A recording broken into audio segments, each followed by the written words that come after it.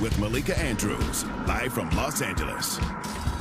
Coming up on NBA Today, the Thunder, they got the dub, but did it cost them J-Dub? Shams is here to help us unpack the latest injury to Jaylen Williams. Plus, new reporting on the statuses of Wemby, Luka, Austin Reeves. Ramona Shelburne is here with everything you need to know ahead of tomorrow's pivotal Game 3s. And how about in the college ranks? Not anymore. AJ DeBansa officially heading to the league. Is he the next franchise-altering star? Our college basketball experts are here to break it all down. NBA Today starts right now.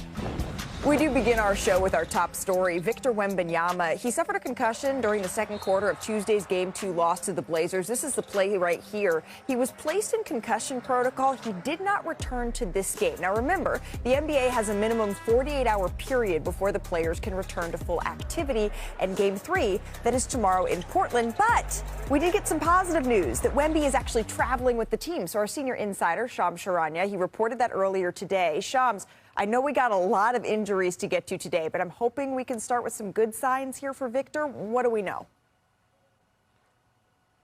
Malika, this is very positive development for the Spurs and for Victor Wembanyama. Not only is he traveling with the team for Games 3 and Games 4 in Portland this weekend, but today he was present at practice and he was seen rebounding, shooting some light, doing some light activity, shooting some short-range shots. And I'm told late Wednesday, Victor Wembanyama also participated in cardio workouts because his symptoms did not worsen.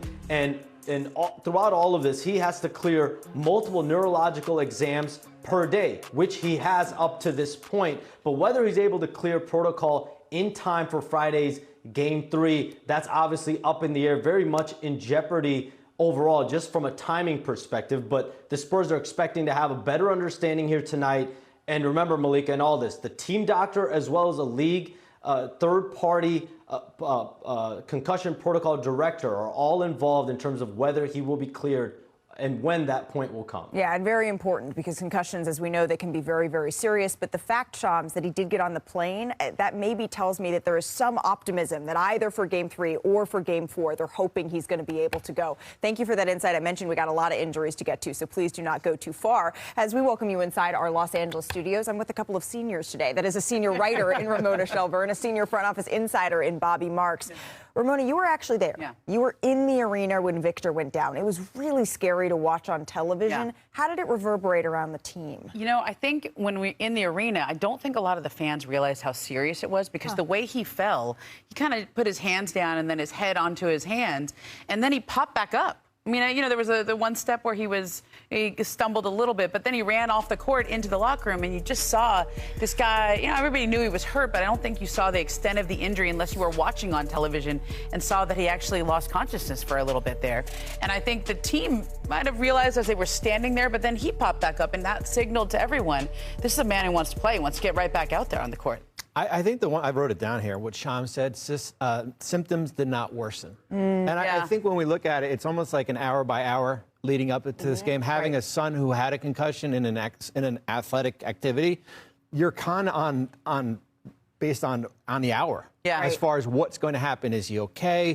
And then you basically deal with it leading up until the night of the game. Fortunately for them, they played on. They had 72 hours before this game to start. If the game was tonight, he's not playing. Yeah. Right. But I do think that is encouraging. But as I said, we're kind of on the hour as far as how he gets better with this. Just the way that the schedule works out. Yeah. You got one time that you get 3 days between games, and it just so happened for the San Antonio Spurs it's between Games 2 and Games 3. So Game 3 is on Friday, and then Game 4, we have that as part of our Sunday afternoon doubleheader. First, it's the Cavaliers and Raptors, and then it's the Spurs and the Blazers. We're going to await the word on Victor's status for that one. Also, we have the Nuggets and the Timberwolves, Saturday primetime. That's at 8:30 p.m. on ABC and the ESPN app. Let's get to some action on the court last night that we saw. The Suns, they hung around. Well, at least for the first half, right, against the defending champions. 3 minutes into the first quarter is where we begin. Watch SGA closely here because he drives to the basket, but he lands a little awkwardly, Ramona, on that left hand. And as you can see here, he's bracing himself. He's bending his fingers, grimacing in pain. Yeah, I didn't like how that looked, and then we all had to watch and see how he came through it because usually that's a tough injury right there. Yeah, he was able to continue to play here. 5 minutes left here in the second. SGA still in, knocks down the jumper over Dylan Brooks. He had some words that came after this. He was just doing his usual antics, and then I squared on him, and yeah, I let him hear it a little bit. That's just a part of the game, Team though. Canada, man. You know. SGA passes it up the court. J-Dub misses the layup, but appears this could be costly. To be hurt on the basket, aggravating that left hamstring. He checks out of the game, and he would not return. More on that in just a little bit, but we got more game to go. Midway through the fourth quarter, SGA drives. Once again, Bobby, past Dylan Brooks. Hits the jumper. Well, they just come at you in waves. As soon as Phoenix gets a little bit closer, that lead gets to beyond double digits. Yeah, exactly. And that's when really things started to balloon out of hand here. SGA gets cornered, but Brooks, the foul is called. SGA's on the ground. Again, he's holding that same hand, something to keep an eye on. Brooks kind of gets a piece of it as he tries to swat the ball away. He thinks it's a flopping call, but his complaints were not heard. A minute later, SGA has the ball up top, passes it to Lou Dort. You know he can knock that down. Moonball. The story of this game was the injuries. Here's SGA on the importance of J-Dub. We have guys coming in and out the lineup all year. We've played with so many lineups that it seemed pretty seamless. Now, Dub is one of our better players, obviously one of the better players in the league. For us to reach the mountaintop, we're going to need him. But, yeah, all we can do is play next man up. And we built that muscle throughout the season pretty well, so I'm super confident in this team to be able to go and get the job done no matter who's out there. You seem to hurt your finger in the first quarter, your fingers. How do you feel right now with that? I'm great. Ready to go. Yeah, I believe him. I believe that great. Okay, the Thunder, though, they have a slightly better record in games without J-Dub this season. OKC went 18-1, right, in its first 19 games of the year while he recovered from that wrist surgery. But in the 30 games he missed later with the hamstring, OKC went 21-9. Still, though, I think that's a little bit deceiving. They need J-Dub in the lineup. Shams, as promised, we got a lot of injuries to go through today. So what do we know at this point about Jaylen's status? Like I'm told, J-Dub is undergoing an MRI today on that left hamstring. There's obvious concern when it comes to the hamstring, and this is the opposite hamstring that J-Dub injured multiple times during the season, missed significant periods of time over the course of the year. And so we know the Thunder's history is always being cautious, especially with a soft tissue injury like this one. My understanding is the Thunder will know more later today and then tomorrow as far as his status is concerned. And you can see he immediately checks himself out of that game. Shams, thank you. We'll certainly check in with you tomorrow when we know more. Bobby, though, if J-Dub is to miss time, I think it's easy to say they're taking care of business against the Suns. When do you think that this team is really going to feel it? Well, no disrespect to the Lakers or the Rockets, who would be their opponents in round two, but I think it would be a Western Conference Finals, just based on whether it be Denver, Minnesota, Portland, or even San Antonio, of course, here. I think when you look at the body of work this year, they're 15-0 when Jaylen doesn't start and you replace him with Case and Wallace in that starting lineup. So there is such a long body of work there as far as plug and play. But I do think, I mean, the playoffs are showing us is a bout of attrition as far as getting through day to day here. But I do think conference finals is where I would be concerned if he's not back in a lineup. Well, they wouldn't have won the championship without him last year. Right, that game five. At game 5. And I don't know if they can win it again without him this year. But let's just see how he comes through this injury. Yeah, absolutely. And it did look, I'm hoping that this is minor, maybe something that's more like grade 1. Again, they have to finish out this series against the Suns, but they are taking care of business, at least so far. So injuries, that's part 1, right, of the story of this game. I think part 2 is that the Suns, they were not happy with the officiating last night. Devin Booker, he took particular offense to this play right here, right? He was called for a tech after he was trying to save the ball out of bounds, but there's definitely a little bit of confusion on who exactly the technical was meant for. But let's just let Booker explain this in his own words. In my 11 years, I haven't called a ref out by name, but James was terrible tonight, through and through. It's bad for the sport, bad for the integrity of the sport. You know, people are going to start viewing this as a WWE, you know, if they're not held responsible. I haven't won a championship in this league, but I have been in it for 11 years now. So to get to this point, to be treated like that, for me to even be saying something out loud, it's bad. Yeah, Devin Booker, he isn't usually one who is saying things about the referees. Right. Before we weigh in on this, though, the Suns governor, Matt Ishbia, he did say this. He had Devin Booker's back. He said, quote, I am 100% behind Devin Booker. If the referees are going to demand respect from the players should demand respect from the referees. And when a referee is missing calls and clearly disrespecting the players, almost mocking them, he said, they must be held accountable. Nobody who loves this game enjoyed watching that last night. So, Mr. Marks, you did your homework. You went to the tape. I did. You watched back every single foul from this morning. last night? I did. Okay. So why not? We have to. Yeah. What did you learn? Listen, if a player is going to call out the NBA and the officials and basically say WWE, we've got to go to the tape. Well, two things are going to happen here. Likely things. Devin Booker's going to get fined. Yes. And the T should be rescinded, I think, for that. I agree. I agree on that. 25 fouls for Phoenix, 21 fouls for Oklahoma City. Not big of a differential. If there is a player that has gripe, it's probably Colin Gillespie, who was whistled for 4 fouls, and I think 2 of them were questionable here. But Oklahoma City is a difficult team to play against, besides being extremely talented. I think the word probably is annoying, right? As far as how they draw contact. Listen, if Ramona, put your arm out. I'm gonna put my arm out, and that's going to be a foul because they know how to bait you into calls there. And a lot of it's not just Oklahoma City. We're going to watch Jalen Brunson do it tonight probably in New York here, but they know how to draw fouls, and they're the best at it. And you saw those 2 plays, like they were kind of back-to-back, where Devin Booker goes up, Alex Caruso leans in, okay? And you see Alex Caruso leaning in, but look at where his hands are. They're down. And I think that's a really big difference between the next play where Shai Gilgeous-Alexander has the ball and his hands are up. Now, Chet's not even looking at the basket there. That's one of the calls you're talking about with Colin Gillespie. But there's a play that goes right back where SGA goes up against, and his hand is out. And so when your hand is up and you know how to draw that contact and you know how to exaggerate that contact, you're oftentimes going to get that call. But Alex Caruso's hands were down. So I don't think that should have been a foul on Booker, and I don't think it should have been a technical. But I see how the foul was called on the other side. Right, and the frustration is mounting for the Phoenix Suns, who were able to stay in it, especially in the first half. They were taking care of the ball. They were limiting those fouls. And so once it started to catch up with them a little bit here, we saw that just unravel. And I think that's, Bobby, where you get the frustration. Well, and the funny thing is, when you watch the game again, Phoenix was probably at a B level. They played pretty well up to a point, but they come, as I said, they come at you in such different ways.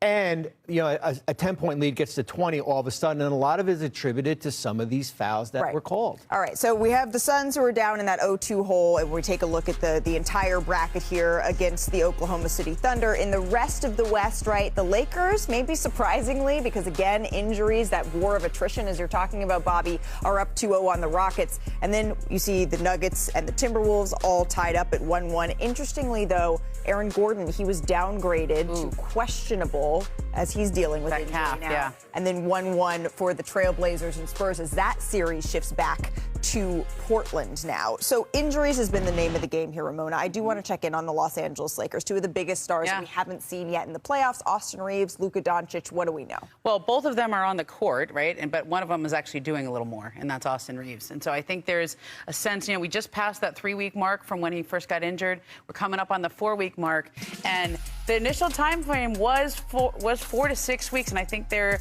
is a chance. He's still got a lot of hurdles to clear. There's still benchmarks he's got to prove that he's healthy for. There is a chance that he could come back either later in the series or the next time. He's closer, from what I understand, than Luka Doncic is. Okay, so Austin Reeves a little bit closer here. Hey, we got a lot to get to in this show, though. Still to come on NBA Today. Why don't we check in on those Detroit Pistons? Cade, Detroit bounced back in a big way last night. What fueled Detroit's turnaround, and can they carry that momentum into Orlando? Plus, as the series shifts to Minnesota, don't miss our feature on the connection. It's so sweet between Anthony Edwards and Timberwolves superfan Luka Wright. And earlier today, AJ Debinsa, he officially declared for the NBA draft. King McClure, he's going to join the show to tell us about the latest prospect rankings. NBA Today rolls on after this. All right, so among the previous teams to go down 0-2 at home, there were 46 of them in a best-of-7 series. Only 5 went on to win the series. So, Ramona, Bobby, those were the stakes that the Pistons were facing last night.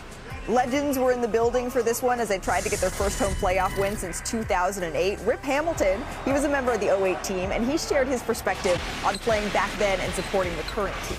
Isaiah Thomas jersey retired, Joe Dumars, all the great players that came before us, and we wanted to play for them guys. So now we're the OGs for this young group of guys, so we want to come out there, support them, give them as much advice and much confidence as possible. It takes a village to go ahead and win a world championship. That was Rip with our friend Lisa Salters during the game. So in the third quarter, that's where we go. The Pistons, they would go on a run here. We're going to start with Cade stealing the ball, pushing it up. Crafty gets in the paint, plus the foul. Okay, so just keep an eye on that ticker at the top of your screen. So it's a 15-3 run at this point. Duncan Robinson catches it, knocks down the three. All right, so now we're at an 18-3 run, 21-3 run now. Asar Thompson, cookies, steals the ball, goes the other way, emphatic slam, exclamation point, and look who is loving it. Another one of those legends, Isaiah Thomas, he's loving it. And then the Pistons are just continuing to pour it on at this point. Cade lobs it up to Duren. We wanted to see more Bobby from Duren in this one. Yeah, we did, and we saw certainly 54 paint points last night. That was a big key coming into the game. And the 30-3 run to blow this thing wide open. It was a game at halftime. This is when you could take your dinner break, Ramona. The Pistons still leading at this point. Cade sizing up Ben Caro, crosses it up. Oh. Lays it in. What a move there by Cade. So the Pistons defeat the Magic big in this one. The final score is 98-83, and now the series is all tied up at 1 game apiece. So Detroit officially, they snapped the longest home losing streak in NBA postseason history. Phew. It was at 11 games. Now, the last time the Pistons, they won a playoff game at home, it was May 26, 2008. And fun fact, the eventual champion of the Boston Celtics, our friend Kendrick Perkins, he fouled out of that game against Detroit. You just had to do that to him, huh? And game 2 is underway. This is one of the underrated rivalries in the NBA. Murray, the Heat. DiVincenzo for 3. Cash! And attack. Don't have to have a 3. That's a long 2. No good. DiVincenzo has it. Up to Randall. 5 seconds. DiVincenzo! A sucker here in Denver. This series is tied. Go out for Jokic, Jamal, all the bad defenders, the whole team. They're all bad defenders. Yeah, they're all bad defenders. Okay, I'm not going to use the same name calling that Jaden McDaniels did, but I'm just going to say the numbers show he may have a point because the Wolves are shooting at least 35% against each of Denver's starting 5 as the primary defenders this series. Now, the Nuggets, they had this to say when they were asked about McDaniels' thoughts on their defense. Thoughts on Jaden McDaniels' comments about your team's defense? I can't wait for his podcast. They've just been saying a lot all season, all series, so let them talk. Let them get everything they want off their chest. We're cool with it. I think narrative's really interesting, too. You hear so many things, and we've gotten really lazy in society. What's our defensive rating in this series through 2 games? Really 109, right? 109. Really good. How is that? That's fair. 6th best in the playoffs. 6th best in the playoffs? Oh. Okay. Next. He said, next. All right, Anthony Slater has been covering this series for us. Slater, Jaden McDaniels, he's actually not usually a big talker, which is why I found this so interesting. He's usually pretty soft-spoken. He really, though, stirred something up in the Nuggets, but judging by their reactions here. So I'm curious if the players, are they still talking about this going into Game 3? Well, we are, and I think they're a little annoyed by it, right? Okay. You know, Tim Hardaway did his shoot-around availability about, 10 feet to my right a couple hours ago. He got peppered with 2 more questions about it, and he was like, hey, it was 2 days ago. It was 2 days ago. But, look, it's the topic of the series, and it is a topic that should annoy them. It's an opponent saying how bad they are defensively, individually going down the roster, essentially. So Jaden McDaniels also talked at Wolves shoot-around today, and I asked him about that podcast comment. Here he is. Allen said he was waiting for your podcast. Who? Their coach. He said what? He was waiting to hear your podcast. Oh, yeah, I don't know. I don't know what he's talking about. Podcast? Nah, that's not me.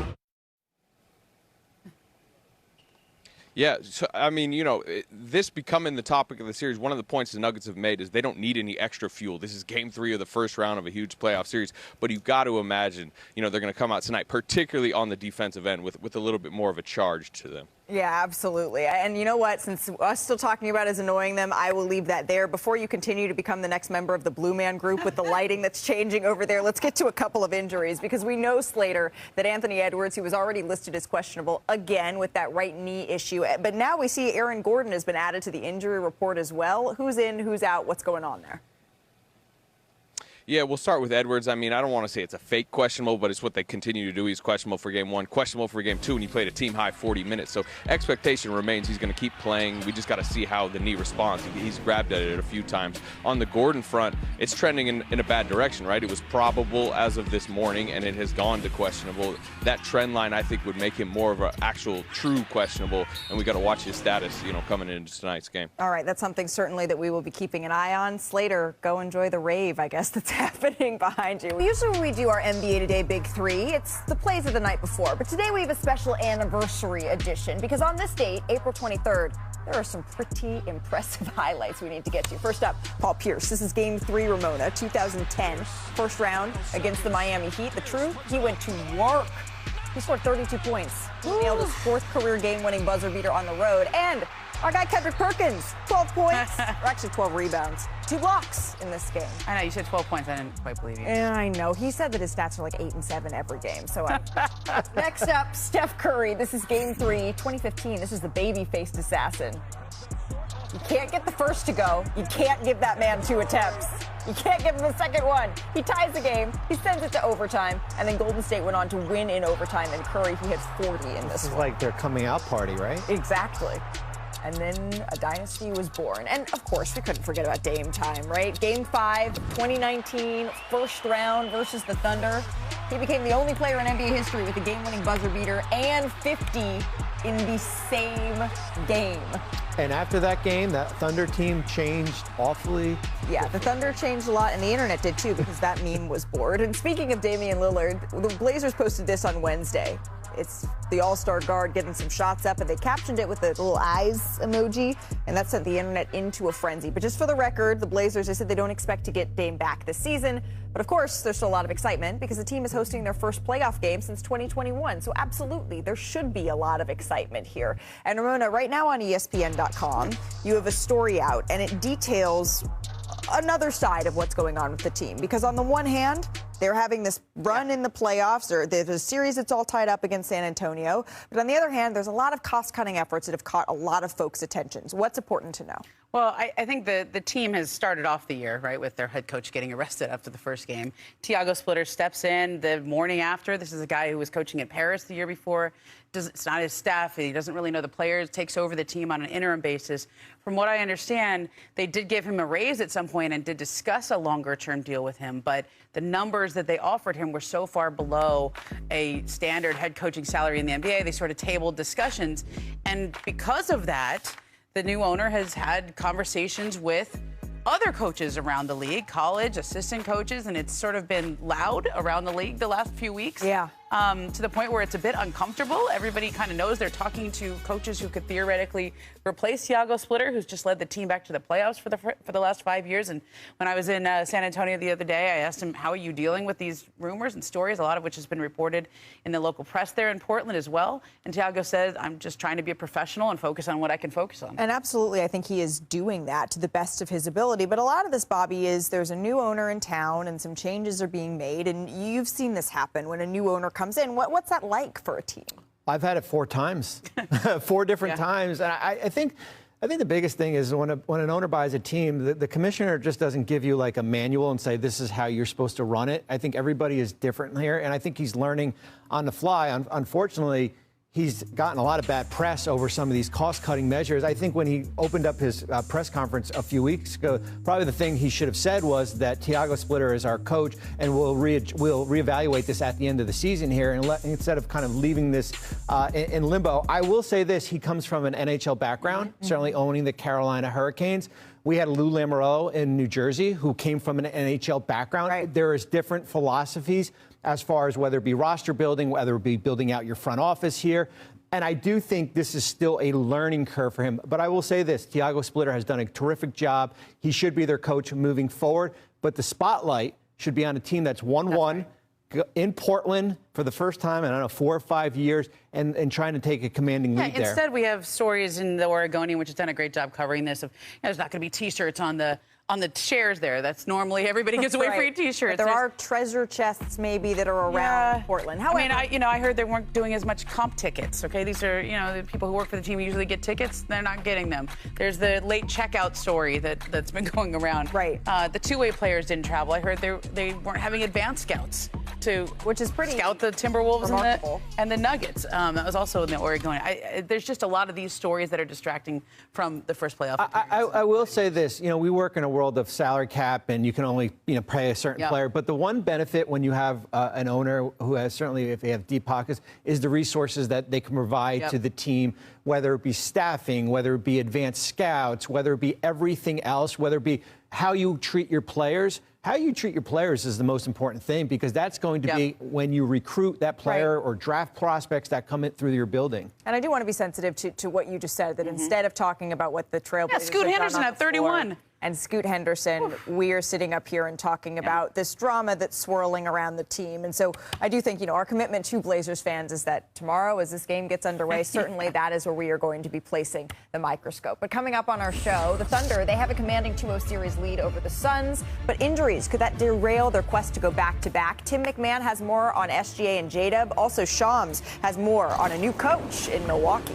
News out of Milwaukee. Shams, a new head coach has been named. What more can you tell us? Malika, sources tell me and Ramona Shelburne that the Milwaukee Bucks are finalizing a deal to make Taylor Jenkins the franchise's new head coach. The sides have met multiple times. Last week, Bucks brass, their ownership group, met with Taylor Jenkins in Memphis, and then again this week in Milwaukee. This was an aggressive pursuit and recruitment of Taylor Jenkins to secure his commitment here weeks before the NBA draft combine. Taylor Jenkins is seen as the top commodity in the NBA coaching market. You think about his player development, the culture setting, the competitiveness that he drove in Memphis, the all-time winningest coach there in Grizzlies franchise history. He made 3 playoff berths across 6 years, and with or without Giannis Antetokounmpo on this roster, whatever style you want to play, Taylor Jenkins is seen as that type of coach. Whether you're trying to compete now, whether you're trying to build for the future, he's shown that he can really contend and play and drive competitiveness in any type of area a franchise is in. Yeah, and he has familiarity with the organization. He was there back when I was there in 2018-19 as an assistant coach. But you mentioned the Giannis of all of this, the elephant in the room, Shams. Was Giannis involved in any way in this coaching search, the way that stars often are when a franchise is looking for their next coach? Look, I'm not aware of any involvement from Giannis in this search process. This was something that the Bucks genuinely led, feeling like Taylor Jenkins was their guy. This was the best coach under any circumstance. He has shown that throughout his coaching career. We know the Bucks have hard decisions to make across this offseason with their veteran players, and that starts with a guy like Giannis Antetokounmpo. They had conversations at the deadline about him, and my understanding is that there's been zero communication between these two sides since the deadline as far as Giannis and the organization's top brass.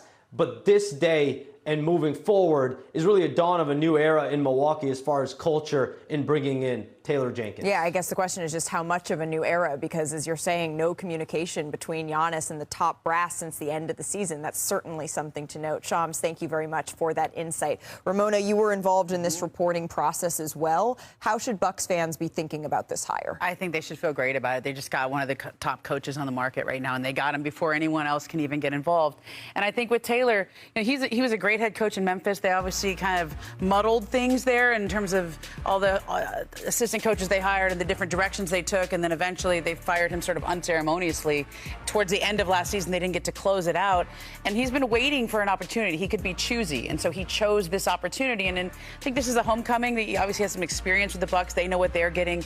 He's going to figure out what he's getting when they make a decision about what to do with Giannis Antetokounmpo, but they know this man, and they know what type of coach he is, and so I think that's why the Bucks fans should feel good about this, because he's a known commodity in Milwaukee. Absolutely. I think it's a smart hire because it kind of hedges your bet a little bit. It kind of, well, you have a coach that's been in the playoffs before, has taken a Memphis team to a second round. So if Giannis is staying, then you're trying to retool around him to have a playoff team.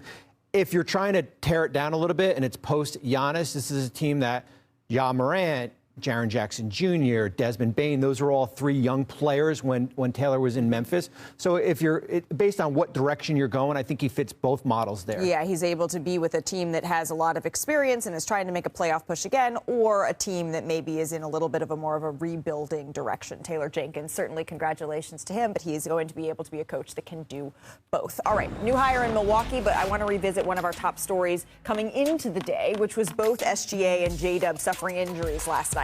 Shea was able to complete the game. He had a little hand injury, but J-Dub, he exited the game in the third quarter with a left hamstring injury. You're going to see it right here. And he just checks out of the game pretty quickly after this. Our Tim McMahon was in Oklahoma City last night, and Tim joins us now. So what do we know, Tim, about the health of Oklahoma City's two stars here? Howdy, Malika. Let's start with the news that's a bummer, but far from the worst case scenario. That is, Jaylen Williams has sustained a grade 1 left hamstring strain. The team just announced that he will be reevaluated weekly. That means he's likely done for at least this series. Let's be real. The Thunder are hoping this series is over in the next week. They are 39-10 without him in the lineup this season. Unfortunately, he missed most of the season due to injuries. This is not the hamstring that he had the trouble with during the regular season that he strained and then aggravated. This is the other hamstring. But again, it's a grade 1, will be evaluated weekly. And with Shea, he got a little bit of treatment on the bench there early in the game after that fall where he bent his fingers back, got those fingers stretched out. Then he came back and scored all 37 of his points. Right. Was handling it with his left, was finishing with his left. Shea's okay. Oh, for inquiring minds, May 2nd, for that weekly basis that J-Dub is going to be reevaluated on, May 2nd is when the second round could start. So just a date to keep an eye on here. All right, as I've been mentioning all show, one side, one story of this game, Tim, it was certainly the injuries. But the other story of this game, it was the officiating. Devin Booker, he went off in a way that I hadn't really heard on the officials. He called out referees by name. Now, it's not the first time that players have suggested, right, that Oklahoma City maybe gets the benefit of a good whistle. But can we expect any of this to carry over into Game 3? Listen, it's always a story when Oklahoma City's involved, and especially when Oklahoma City's on the winning side, which is quite frequently. Now, Devin Booker complained about officiating in general, but he was particularly perturbed about a technical foul that he received that, honestly, even people on the Thunder side said that was a little bit perplexing. I don't know why there was a technical foul called on that. And he blew up. He has the right to be angry as long as and express himself as long as he's willing to pay the fine. Former Suns general manager James Jones now is the punisher for the league office, so he'll be the one assessing the fine, ironically. And then you also had Dylan Brooks going off about Shea. He said he was a little frail, flailing, flopping, all those kind of things. The kind of complaints you hear about Shea often. I don't think Shea's 9 free throws is what decided this game. Yeah. Probably more the fact it's 56-11 and points off turnovers during the series is why OKC has the lead. But I will say Dylan Brooks is great at getting under the skin of his opponents, of agitating, and Shea is great at getting to the line and drawing fouls. Shea has been successful getting to the line this series. Dylan Brooks is going to have a hard time getting under Shea's skin. By the way, they're buddies. They play on Team Canada together. Right. And Shea's pretty unflappable. Honestly, he seemed pretty amused by Dylan's comments. Hey, you know what? I think you got to laugh at some